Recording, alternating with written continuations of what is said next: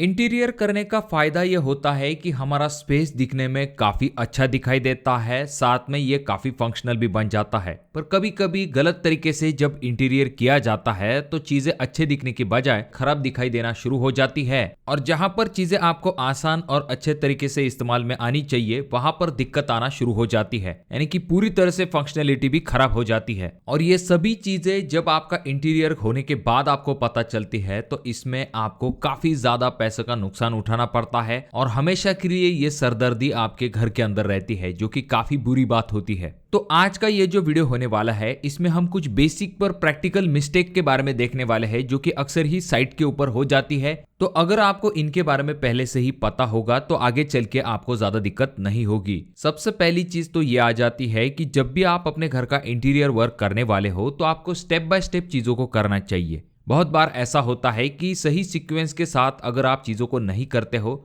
तो इससे आपको काफी ज्यादा नुकसान उठाना पड़ सकता है। यानी कि अगर आपके घर का इंटीरियर वर्क चल रहा है और वहीं पर अगर आप बाद में सिविल वर्क करते हो तो आपका इंटीरियर वर्क जो है वो खराब हो सकता है। इसमें आपको ज्यादा पैसे भी खर्च करने पड़ सकते हैं। तो इसीलिए आपको राइट सीक्वेंस के हिसाब से घर का काम करना चाहिए, जिससे कि आपके घर का काम जो है वो काफी जल्दी कंप्लीट होता है और आपके पैसे भी वेस्ट नहीं होते हैं। तो इसीलिए सही सीक्वेंस समझ लीजिए। जब भी आप अपने घर का काम करने वाले हो, खास करके अगर आपको रिनोवेशन करना है, तो पहले आपको डेमोलिशन कंप्लीट कर लेना चाहिए। यानी कि पहले जो कोई भी सिविल वर्क आपके घर के अंदर आप करने वाले हो उसे पहले आपको कंप्लीट कर लेना चाहिए। उसके बाद आपको वाटरप्रूफिंग करनी चाहिए, प्लम्बिंग एंड इलेक्ट्रिकल वर्क की तरफ आपको जाना है। चौथा स्टेप आ जाता है जिसमें कि आप अपने घर के अंदर टाइल लगाते हो। फिफ्थ स्टेप है जिसमें कि आप अपने सीलिंग के लिए पीओपी या फिर जिप्सम बोर्ड फॉल सीलिंग की तरफ जा सकते हो। उसके बाद जाकर आप टाइल लगा सकते हो। अगला स्टेप आ जाता है जिसमें कि आप अपने घर का पेंटिंग वर्क करते हो। उसके बाद आपका फर्नीचर इंस्टॉलेशन आता है, और सबसे आखिरी स्टेप आ जाता है जिसमें कि आपके फर्नीचर होने के बाद डीप क्लीनिंग आप करते हो और डेकोर आइटम को लगाते हो। इस हिसाब से अगर आप काम करते हो तो आपको दिक्कत नहीं होगी। एग्जाम्पल के लिए, कलर करने के बाद अगर आप सिविल वर्क करते हो तो ऐसे में आपकी दीवारें खराब हो जाएंगी, वापस से आपको कलर करना पड़ेगा। इसी तरह से बहुत सारी दिक्कतें होती है जब आप सही प्रोसेस से स्टेप बाय स्टेप काम नहीं करते हो। तो ये चीज आप जरूर ध्यान में रखें। अगली मिस्टेक काफी कॉमनली होती है, जो कि अक्सर ही जो लोग अपना नया फर्नीचर बना रहे हैं और पहली बार बना रहे हैं वहां पर काफी ज्यादा ये दिक्कत होती है। पर इसकी वजह से आपके पूरे फर्नीचर का लुक जो है वो कंप्लीटली खराब हो जाता है, या फिर आप जो चॉइस करते हो उस हिसाब से नहीं होता है। और वो चीज है लैमिनेट का सिलेक्शन।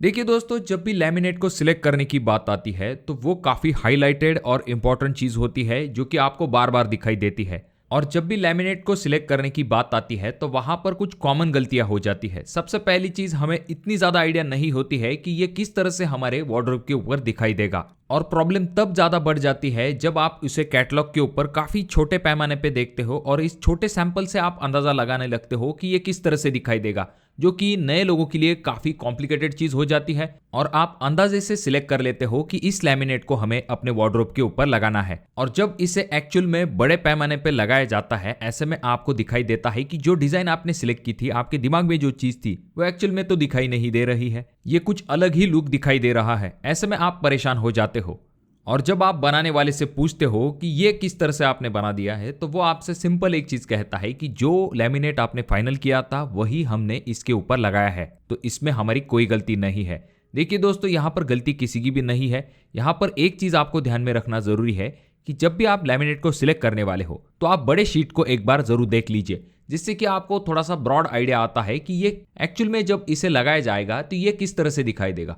अगर कोई सैंपल है जहां पर ये पूरी तरह से लगा हुआ है, कोई फोटोग्राफ है, तो उससे आपको और भी ज्यादा आइडिया मिल जाता है। देखिए दोस्तों, ये चीज आपको काफी सिंपल लग रही होगी, पर बहुत सारे लोग ये कॉमनली मिस्टेक करते हैं और काफी ज्यादा पछताते हैं। तो इसी वजह से पूरी आइडिया ले लीजिए, बड़े शीट के ऊपर एक बार लैमिनेट को देख लीजिए। चाहे तो आप इसके लिए स्टोर को विजिट करके देख लीजिए जहां पर बड़े सैंपल्स लगे हुए होते हैं। वहां पर आपको बहुत ही अच्छे तरीके से आइडिया मिल जाएगी कि जब इसे लगाया जाएगा तो ये किस तरह से दिखाई देगा। और ये जो लैमिनेट है, इसमें कुछ चीजें आउट ऑफ ट्रेंड हो चुकी है, तो उन्हें लगाने की गलती बिल्कुल भी ना करें। जैसे कि पहले व्हाइट कलर का ज्यादा इस्तेमाल किया जाता था, पर आजकल वो इतना ज्यादा ट्रेंड में नहीं है। साथ में बहुत बार आपने ऐसा भी देखा होगा कि जो किचन ट्रॉलीज होती है, उनके जो शटर्स होते हैं वहां पर अल्टरनेट कलर का इस्तेमाल किया जाता है। जैसे कि व्हाइट कलर होगा, उसके बाद में कोई पर्पल कलर उसके साइड में होगा।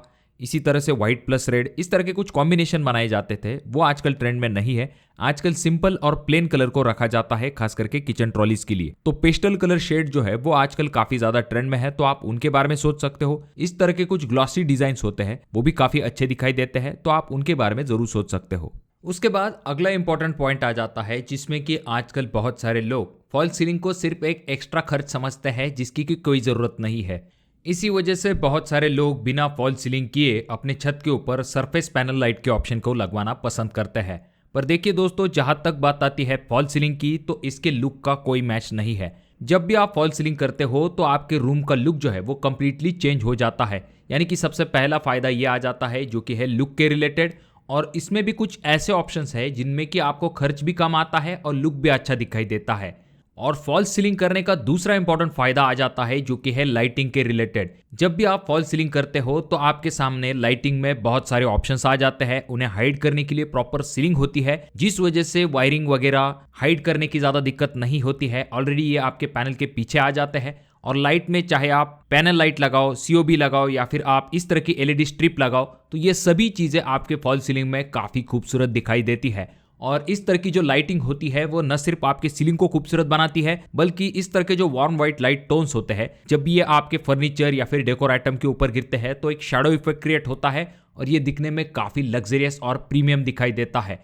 और इस तरह की जो लाइटिंग होती है वो काफी ज्यादा आरामदायक होती है, और आपके रूम का जो मूड माहौल है उसे भी काफी अच्छा बनाती है। तो डेफिनेटली आप फॉल सीलिंग के ऑप्शन के बारे में जरूर सोच सकते हो। अगली चीज आ जाती है जिसमें कि हम फैंसी हार्डवेयर को देख के उसे लगवाने के बारे में सोचते हैं, बिना ये जाने कि आगे चल के ये किस तरह से परफॉर्म करेगा। देखिए दोस्तों, आजकल बहुत सारे अलग अलग फैंसी और बहुत ही जबरदस्त टाइप के मैकेनिज्म आने लगे हैं, जो कि आपका एक्सपीरियंस काफी खूबसूरत बना देते हैं। पर आगे चल के जब मेंटेनेंस की बात आती है या फिर इनके इस्तेमाल की बात आती है, तो वहां पर दिक्कत आना शुरू हो जाती है।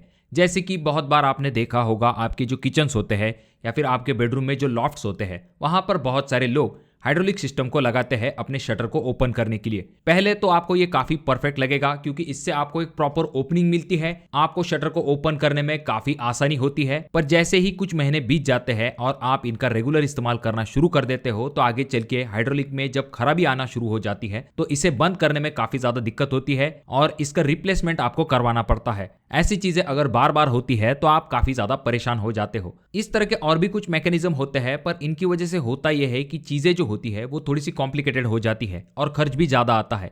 तो इसलिए जहां पर जरूरी है वहां पर ऐसी चीजों का इस्तेमाल कीजिए, वरना आप जो रेगुलर सिंपल हिंजेस होती है उनका इस्तेमाल कर सकते हो। वहां पर आप थोड़ी सी क्रिएटिविटी कर सकते हो, जिससे कि ये अच्छा भी दिखाई देगा और मेंटेनेंस फ्री भी रहेगा। यानी कि आपको खर्च कम आएगा, इजीली रिपेयर हो जाएगा और ये ज्यादा ड्यूरेबल भी रहेगा। तो इसी वजह से ऐसे ऑप्शन के बारे में आपको जरूर सोचना चाहिए। और एक मिस्टेक जो कि आपको जरूर अवॉइड करनी चाहिए इंटीरियर को बनाते समय, अक्सर ही हम क्या करते हैं, जो कोई भी अप्लायंस है उनके लिए स्पेस तो अच्छी खासी छोड़ देते हैं, पर उनकी ओपनिंग या फिर बाकी चीजें चेक नहीं करते हैं। एग्जाम्पल के लिए आपने अपने बड़े फ्रिज के लिए कोई जगह छोड़ दी है, पर वहां पर आपको उसका डोर ओपनिंग जो है उसे भी प्रॉपर तरीके से चेक कर लेना चाहिए। कहीं ऐसी चीजें होती है, कोई रैक वगैरह अगर साइड में आ जाती है तो डोर पूरी तरह से ओपन नहीं हो पाता है। ऐसे ही कुछ अप्लायंस को लगाने के बाद स्विच सॉकेट को एक्सेस करना डिफिकल्ट हो जाता है, या फिर वो किसी शटर के ओपनिंग के सामने आ जाते हैं, जिस वजह से पूरी तरह से शटर भी ओपन नहीं हो पाता है। तो ऐसी प्रैक्टिकल चीजों के बारे में भी आपको पहले से ही सोच लेना चाहिए जब आप इनके स्पेस के बारे में प्लानिंग करने वाले हैं। देखिए दोस्तों, आखिरी इंपॉर्टेंट पॉइंट आपको जरूर ध्यान में रखने चाहिए, जहां पर सबसे पहली चीज तो यह आ जाती है कि आपको किसी भी चीज को करने से पहले प्रॉपर प्लानिंग कर लेना चाहिए। और जैसे कि हमने वीडियो की शुरुआत में देखा था कि हर एक चीज को आपको स्टेप बाय स्टेप करना है, और यहाँ पर आपकी सबसे ज्यादा मदद करता है जो कोई भी आपके इंटीरियर डिजाइनर होते हैं या फिर जो आर्किटेक्ट होते हैं, वो आपको इस चीज में काफी ज्यादा मदद करते हैं। तो उनका सिलेक्शन करते समय भी आपको काफी ज्यादा सावधानी रखनी चाहिए। सिर्फ शोशा देख के या फिर कोई एडवर्टाइज देख के उन्हें फाइनल नहीं करना है, आपको उनका एक्चुअल काम देख लेना चाहिए। जब आपको उनका काम सही लगेगा तब जाकर ही आपको उन्हें काम देना चाहिए। इसीलिए एक दो साइट विजिट कर लीजिए, जिससे कि आपको एक प्रॉपर अंदाजा आ जाएगा कि वो डिजाइनर जो है वो किस तरह से काम करता है, उसकी क्वालिटी कैसी है, उसकी फिनिशिंग कैसी है, उसका स्टाइल कैसा है। तब जाकर ही आपको उसे फाइनल करना है। नहीं तो सिर्फ किसी के रैंडम रिकमेंडेशन पे अगर आप किसी को फाइनल कर लेते हो तो आगे चल के आपको सुपरविजन में कमी दिखाई दे सकती है, वर्क डिले हो जाता है, काम की क्वालिटी भी खराब हो जाती है। तो ऐसी चीजों को एक बार जरूर चेक कर लीजिए। भले ही इसमें आपको थोड़ा सा ज्यादा समय जाएगा, पर सही आदमी आपका काम सही ही करके देता है।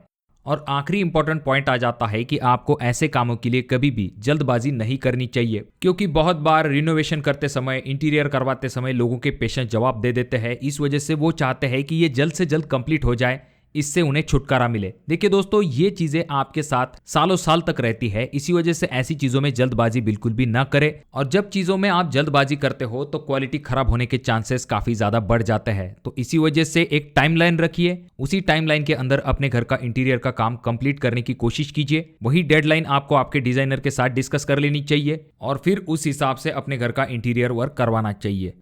तो डेफिनेटली इन चीज़ों से आपको आपके घर का इंटीरियर करते समय काफ़ी ज़्यादा फायदा हो सकता है। तो अगर आपके कोई सवाल है तो कमेंट बॉक्स में कमेंट जरूर कीजिए। वीडियो अगर आपको अच्छा लगा हो तो ज़रूर इसे लाइक कर दीजिए, बहुत ज़्यादा ही अच्छा लगा हो तो अपने दोस्तों के साथ शेयर कीजिए। और ये जो तीनों वीडियो है, इनमें से कोई एक वीडियो आपके ज़रूर काम में आ सकता है।